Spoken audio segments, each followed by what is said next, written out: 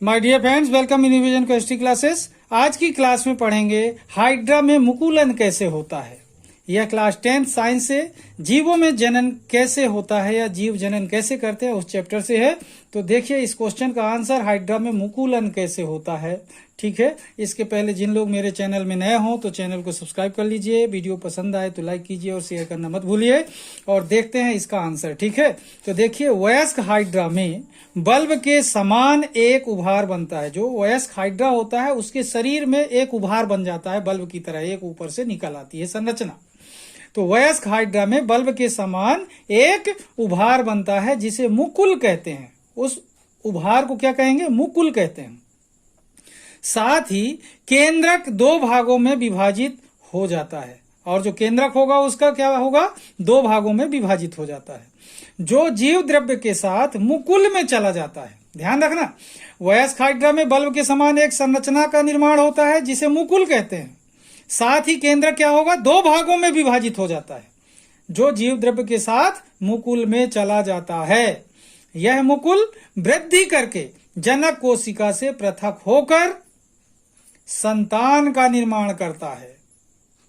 यह मुकुल वृद्धि करके जनक कोशिका से पृथक होकर नई संतान का निर्माण करता है। इस प्रक्रिया को हाइड्रा में मुकुलन कहते हैं। इस प्रक्रिया को हाइड्रा में मुकुलन कहते हैं।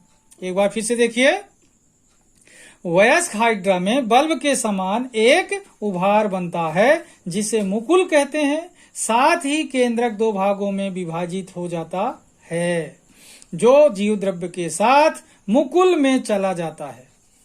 यह मुकुल वृद्धि करके जनक कोशिका से पृथक होकर नई संतान का निर्माण करता है। इस प्रक्रिया को हाइड्रा में मुकुलन कहते हैं। ओके, अब देखते हैं यह हाइड्रा में मुकुलन का डायग्राम। ओके, अब यहां पर देखें हाइड्रा में मुकुलन का आरेख। हाइड्रा में मुकुलन का आरेख निम्नलिखित है। अब यहाँ पर देखें, ये फर्स्ट जो बना हुआ है ये हाइड्रा है।